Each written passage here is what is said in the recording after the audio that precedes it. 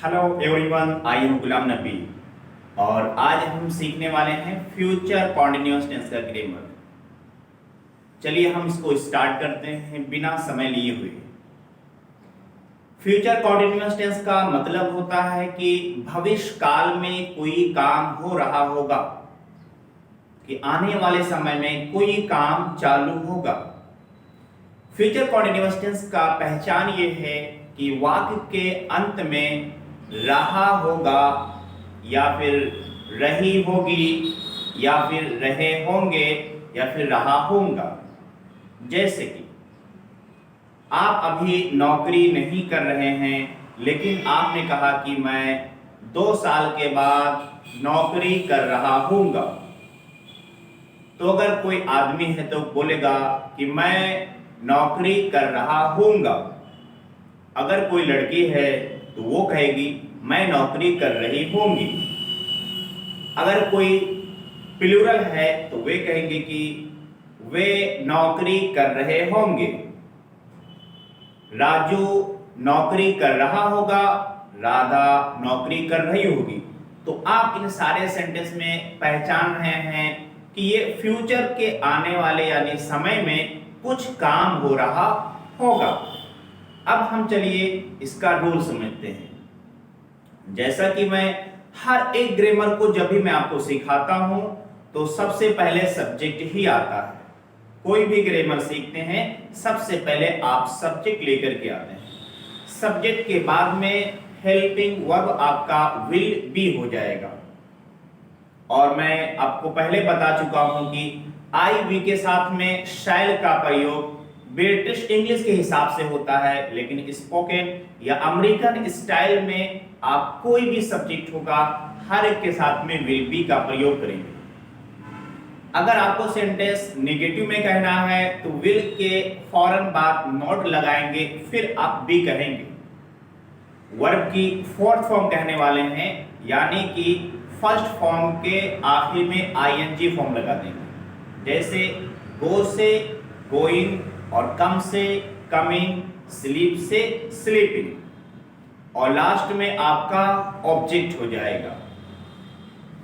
चलिए हम इसको एग्जांपल से समझते हैं। जैसे कि मैंने कहा कि अभी आप कोई जॉब नहीं कर रहे हैं, लेकिन कुछ साल के बाद आप जॉब कर रहे होंगे। तो याद रखें ये काम अभी नहीं चल रहा है, कुछ समय के बाद ये काम चलेगा। तो सेंटेंस हो जाएगा कि you will be doing job after few years, कुछ सालों के बाद। अगर सेंटेंस को हम नेगेटिव में कहते हैं कि आप जॉब नहीं कर रहे होंगे, तो सेंटेंस हो जाएगा you will not be doing job. जैसे कि हमें सेंटेंस कहना है कि धोनी क्रिकेट खेल रहा होगा, वो अभी इस समय नहीं खेल रहा है, मैच कुछ दिनों के बाद में, उस दिन के बारे में हम बात कर रहे हैं। तो सेंटेंस हो जाएगा Dhoni will be playing cricket. यदि आप इस सेंटेंस को नेगेटिव में कहना चाहते हैं, बहुत आसान आपके लिए है कि विल के बाद में नॉट लगाएंगे, Dhoni will not be playing cricket. मैं जॉब कर रहा हूंगा, I will be doing job. और मैं जॉब नहीं कर रहा हूंगा, I will not be doing job. मैं 2 साल के बाद मुंबई में रह रहा हूंगा, I will be living in Mumbai after 2 years। मेरा भाई 3 साल के बाद पढ़ा रहा होगा, my brother will be teaching after 3 years। और आप अगर इसको नेगेटिव में कहना चाहते हैं कि 3 साल के बाद उसे कोई पढ़ाने की जरूरत नहीं होगी, सेंटेंस आप ये कहना चाहते हैं कि मेरा भाई 3 साल के बाद नहीं पढ़ा रहा होगा, my brother will not be teaching after 3 years। English speaking अभी आपने ज्वाइन नहीं किया है, लेकिन आपने कहा कि मैं कुछ दिनों के बाद अंग्रेजी सीखूंगा, और तब से मैं काफी बिजी हो जाऊंगा। सेंटेंस आपने कहा कि मैं अंग्रेजी बोलना सीख रहा हूंगा। I will be learning English speaking. यदि सेंटेंस को आप निगेटिव में कहना चाहते हैं तो आप कहेंगे आई will not B learning English speaking. यह आपका प्रैक्टिस अफर्मेटिव और नेगेटिव में था। चलिए मैं अब आपको इंट्रोगेटिव और इंट्रोगेटिव नेगेटिव बनाने का ढंग बताता हूं। हर एक ग्रामर जब आपको सिखाया जाता है तो कहा जाता है उसका पहले आपको हेल्पिंग वर्ब लाना है। यदि सेंटेंस में अगर एक ही हेल्पिंग वर्ब है तो सबसे पहले आप उसको लेकर के आएंगे, लेकिन अगर एक से अधिक हेल्पिंग वर्ब है तो एक के बाद वाले जितने हेल्पिंग वर्ब होंगे वो हमेशा हमेशा वर्ब से मिले हुए होंगे। Let me repeat it. हमने कहा कि अगर एक से अधिक हेल्पिंग वर्ब उसमें दिख रहा है तो उसको हमेशा वर्ब से मिला के रखेंगे, जिसमें आपको कभी कंफ्यूजन ना हो सेंटेंस को बोलने में। स्ट्रक्चर आपका इस तरह हो जाएगा कि सबसे पहले आप हेल्पिंग वर्ब विल को रखेंगे, विल के बाद में सब्जेक्ट, और अगर आपका सेंटेंस ना में है इंट्रोगेटिव के साथ तो आप कहेंगे नॉट, उसके बाद में बी कहेंगे, वर्ब की फोर्थ फॉर्म प्लस आपका ऑब्जेक्ट हो जाएगा। जैसे क्या वो जॉब कर रहा होगा, आप कहेंगे will he B doing job. ये आपका सेंटेंस इंट्रोगेटिव में है। यदि आप कहना चाहते हैं कि क्या वो जॉब नहीं कर रहा होगा तो आप कहेंगे will he not be doing job. मैं अगर आपसे पूछूं कि क्या आप इंग्लिश स्पीकिंग सीख रहे होंगे, will you B learning English speaking, यह हमारा सेंटेंस इंट्रोगेटिव में था। और मैं आपसे अगर इसी को इंट्रोगेटिव नेगेटिव यानी प्रश्नवाचक नकारात्मक में पूछूंगा तो मैं आपसे कहूंगा will you not be learning English speaking. इस तरह से हमारा यह सेंटेंस इंट्रोगेटिव और इंट्रोगेटिव नेगेटिव में कहलाएगा। इस तरह से हमारे 4 स्टेप हुए, 2 स्टेप हम और आखिर के सीखने वाले हैं, जिससे हमारा फ्यूचर कॉन्टिन्यूअस टेंस ग्रामर बिल्कुल क्लियर हो जाए। फ्यूचर इंडेफिनिट टेंस ग्रामर जब आप इंट्रोगेटिव क्वेश्चन वर्ड के साथ में बनाएंगे तो सबसे पहले आप क्वेश्चन वर्ड रखेंगे। क्वेश्चन वर्ड के बाद आप हेल्पिंग वर्ब विल को रखेंगे, उसके बाद आपका सब्जेक्ट रहेगा, और अगर आपका नेगेटिव में करना है तो आप नॉट रखेंगे, उसके बाद में बी आएगा। बी के बाद में वर्ब की फोर्थ फॉर्म प्रयोग करेंगे, लास्ट में आपका ऑब्जेक्ट हो जाएगा। चलिए हम इसको आप एग्जांपल से समझते हैं। जैसे हमने कहा कि आपके भाई को नौकरी करने की तो वैसे जरूरत नहीं है, लेकिन आप उसको बाहर भेजना चाहते हैं जॉब करने के लिए। तो मैंने कहा कि भाई ये बताइए कि वो नौकरी क्यों कर रहा होगा। सेंटेंस आपका हो जाएगा Why will he be doing job?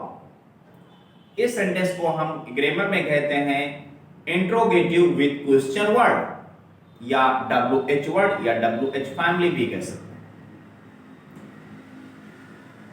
और अगर हम ये कहना चाहते हैं कि आपका भाई नौकरी क्यों नहीं कर रहा होगा, क्योंकि उसने पढ़ाई कर ली है, सब कुछ है, अब उसके पास में अपॉर्चुनिटी है कि वो जाकर के कहीं नौकरी अच्छी जगह पे करे, तो हमने सेंटेंस कहा कि वो जॉब क्यों नहीं कर रहा होगा।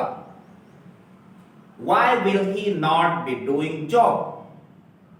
यह आपका interrogative negative with question word हो जाएगा। एक बात का आपने ध्यान दिया होगा कि इसमें विल और बी 2 वर्ड है। जब आप इंट्रोगेटिव कर रहे हैं तो विल को सिर्फ पहले ला रहे हैं, बी जहां पर था वहीं पर रहेगा। यदि आप ये गलती करते हैं कि विल बी को पहले साथ में लेकर के आते हैं तो सेंटेंस आपका रॉन्ग हो जाएगा। मैंने आपको ट्रिक बताया था कि बी वर्ब से मिला हुआ और हमेशा हर हालत में ये वर्ब से मिला हुआ रहेगा। यदि आप इसे छेड़खानी करेंगे तो आप फंसेंगे। अब हम सारे सेंटेंस को 6 तरीके से बना करके आपको हम बताते हैं। जैसे कोई सेंटेंस हमें कहना है कि वो खाना पका रहा होगा, he will be cooking the food, ये सेंटेंस आपका अफर्मेटिव है। अगर कोई लेडी होती है, कोई फीमेल है, तो ही की जगह पे आप शी कहेंगे। जैसे she will be cooking the food, वो खाना पका रही होगी, ये सेंटेंस आपका अफर्मेटिव में है। अगर आपको नेगेटिव करना है, विल के बाद नॉट लगाएंगे। जैसे she will not B cooking the food, वो खाना नहीं पका रही होगी, ये सेंटेंस आपका नेगेटिव में। अगर मैं प्रश्न करूं कि क्या वो खाना पका रही होगी, तो कहा जाएगा will she be cooking the food.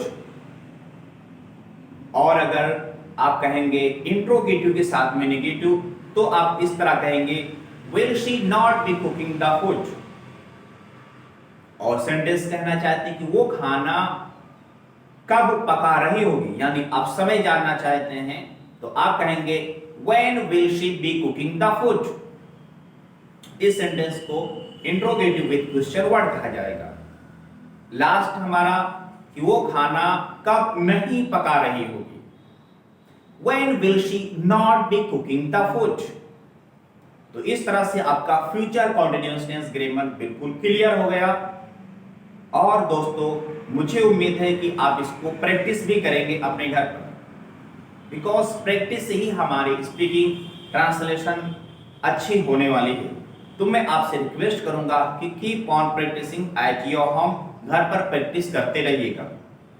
और दोस्तों, आपसे रिक्वेस्ट रहेगा कि आप इस वीडियो को शेयर करेगा, कम से कम एक व्हाट्सएप ग्रुप, फेसबुक पर, या जितना आपसे पॉसिबल हो सके।